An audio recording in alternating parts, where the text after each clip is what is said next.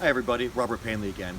Today I've got a haunting for you that happened relatively recently. I've had a few requests for ghost stories of such, and so I wanted to talk about this one because it had both positive energy and negative energy associated with it, and I think it's some lessons here for everyone. For the story to work, you need to know what the ring system is, but it's a security system that you install in your home that kind of records people if they've come to your front door and lets you know that somebody's around, and it goes to your smartphone and alerts you that there might be somebody close to the house. So what happened was that this family that lived about 30 miles from where they work, and they're gone about 12 hours a day, decided that they wanted to put in the system for more security reasons and to keep track of the animals that were around the house while they were gone. So this woman, they installed the system, and the woman of the house decided she was at work. Well, she was at work one day, and her phone went off. And she looked at her phone, and she had this little voice that came through that just said, "Hi, Mommy." She didn't understand what it was, and she couldn't see anybody there, but it was a new system, and they weren't sure what this was, so didn't do anything about it. And the next day she was at work again, and the same thing. The phone went off and she couldn't see what was going on, but she heard this male voice this time, and it just came through a little bit louder and more clearly that said, "Hey, sexy." Now she was concerned, and because she didn't see anything there, and so she decided at this point that she would go home and sage the house. Again, she had a little bit of spiritual background, and she thought this would be the great and appropriate thing to do, which I would recommend. And so she, that evening when she got home, saged the entire house, claimed the house as her own, and her space as her own, and she thought that would be the end of it. Well, she went to work the next day, and the phone goes off again. It starts recording, and there's nobody there. But this time she hears a nasty voice that says, "I'm going to F your cat, and I'll do it again." And I'm going to post the video that this came from afterwards, so you can actually hear this going on and what she's actually seeing when she was at her desk.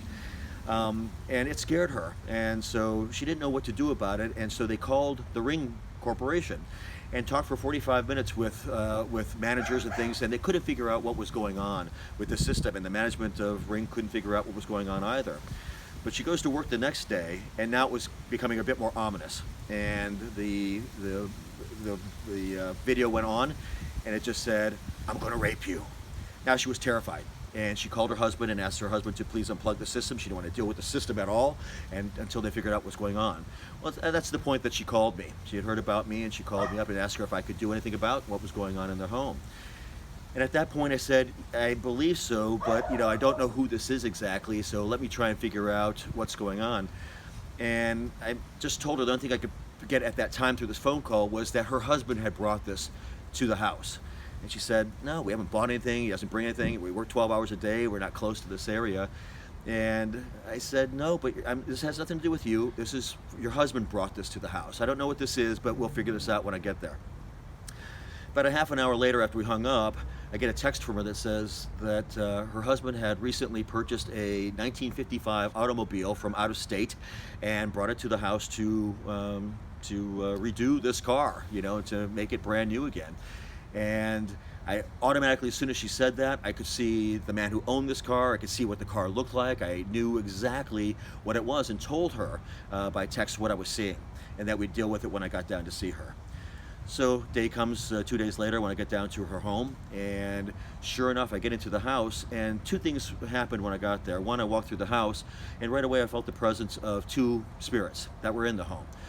One was a woman who died of either some type of brain cancer or brain aneurysm, and it was confirmed by the husband that his first wife had actually died of brain cancer.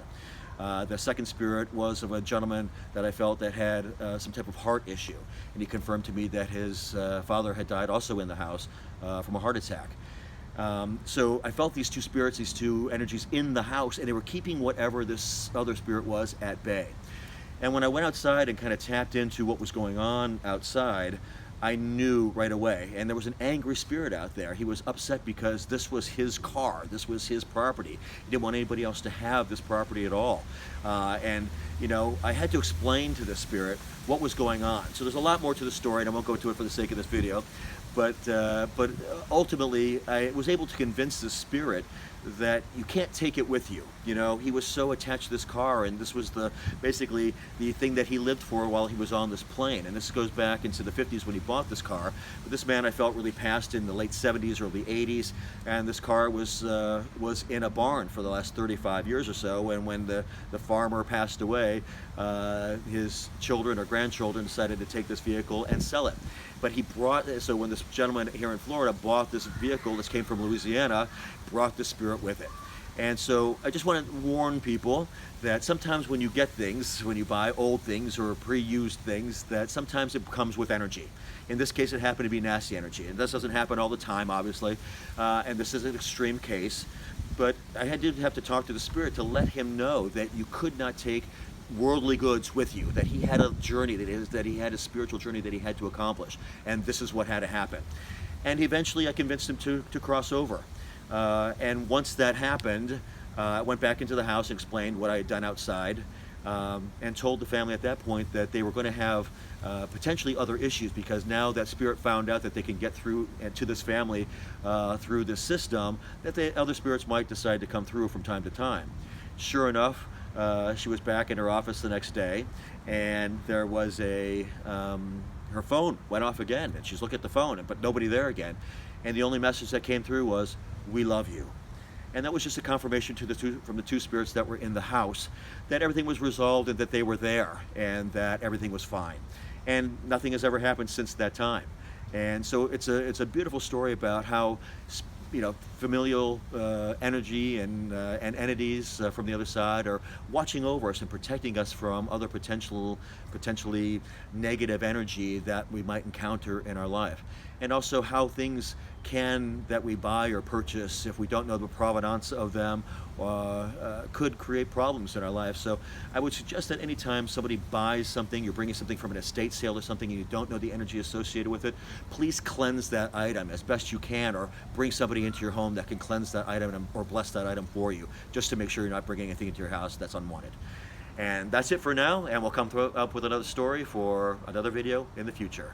Please subscribe to my website, and look forward to talking to you again.